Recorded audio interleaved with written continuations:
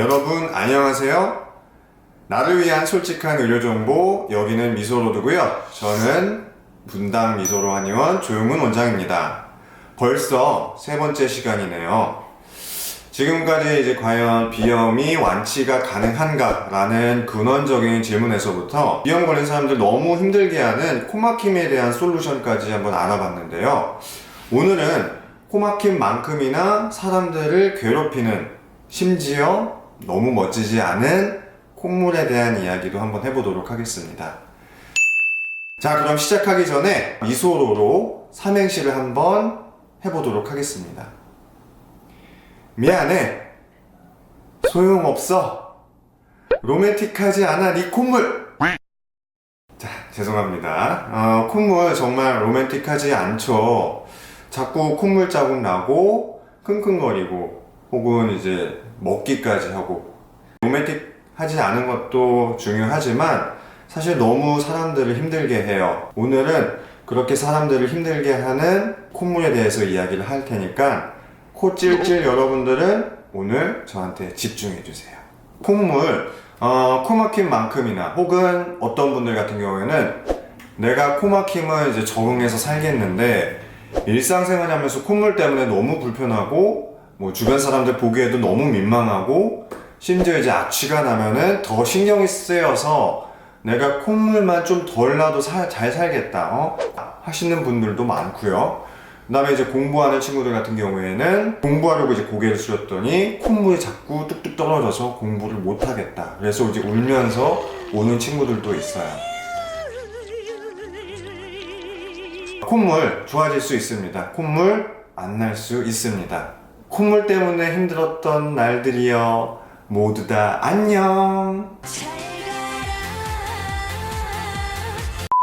그러면 어떻게 콧물이 말릴 수 있는지, 콧물 마를 수 있는지 저랑 함께 알아보도록 하겠습니다. 자, 조금 지루한 이야기부터 좀 시작을 하도록 할게요.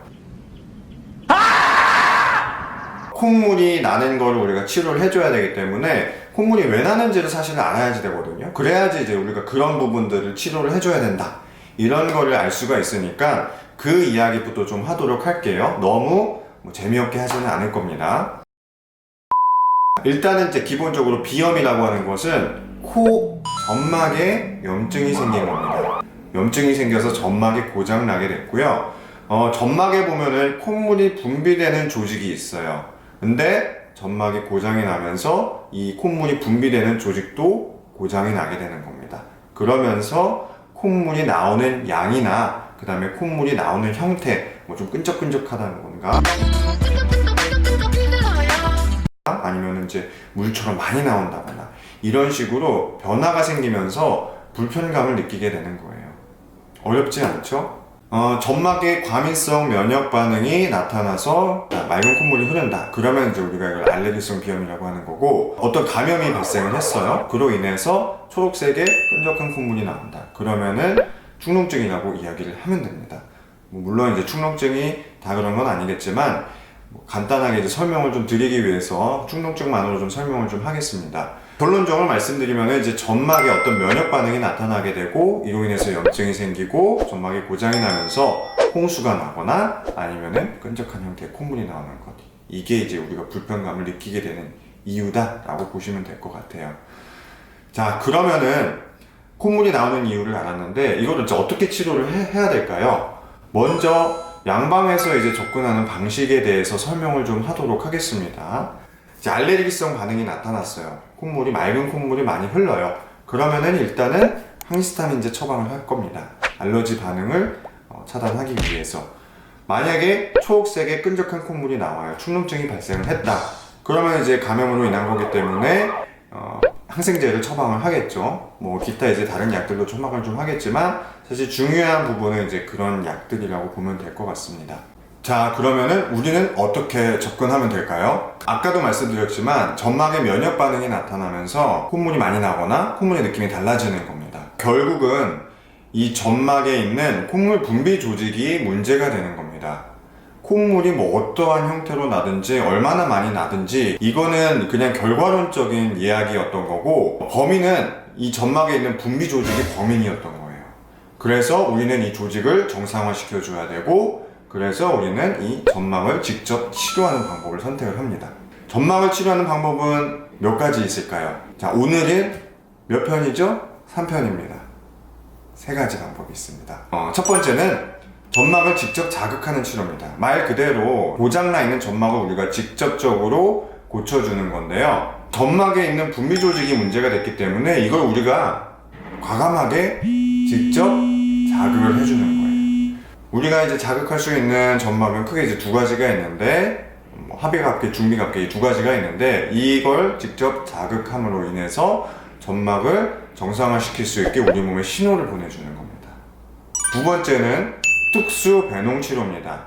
코가 고장나 있기 때문에 코 안에 노폐물이라든가 농이라든가 콧물 양이 많아지면서 많은 콧물이 고여 있게 됩니다. 이것들이 코 안에 그냥 그대로 남아 있으면 이것 자체만으로도 이제 불편감을 유발을 하기도 해요. 코막힘이라든가. 그런데 이게 또 코 안에 계속 남아 있으면 점막이 빨리 회복될 수 있는 환경을 조성하는 데 방해가 됩니다. 농이 좀 심해지게 되면은 그로 인해서 또 염증이 악화가 되게 되고, 이 점막 조직의 운동 자체가 저하가 되면서 더 비염이 이제 안 좋아지게 되는 거죠. 특수 배농 치료를 통해서 이 농들을 제거를 하게 되는 거고, 농을 제거하면서 코막힘이라든가 이런 불편감도 해소가 되지만 염증이 반복이 되는 악순환을 이제 방지를 하게 되는 거죠. 마지막으로는 가장 중요한 부분인데요. 사실 이제 염증을 좀 완화시켜줘야 되고 호흡기 면역력을 좀 올려줘야지 되는 부분이거든요. 이제 내과적인 처치로서 우리가 한약 치료도 같이 병행을 하게 되는 겁니다. 이런 치료 방법을 통해서 코가 정상화되고 나면 콧물로 인한 이제 불편감이 많이 해소가 될 겁니다. 오늘은 이제 콧물에 대한 얘기는 여기까지 하도록 하고요. 궁금한 것들이 좀 해소가 되셨을까요? 더 궁금하거나 뭐 알고 싶은 것들이 있으면 댓글로 남겨주세요. 궁금한 것들에 대해서 이야기할 기회가 또 있을 겁니다. 다음 편은 이제 멋진 원장님이 더 재미난 이야기로, 더 흥미로운 이야기로 찾아오실 겁니다. 저는 오늘 여기까지.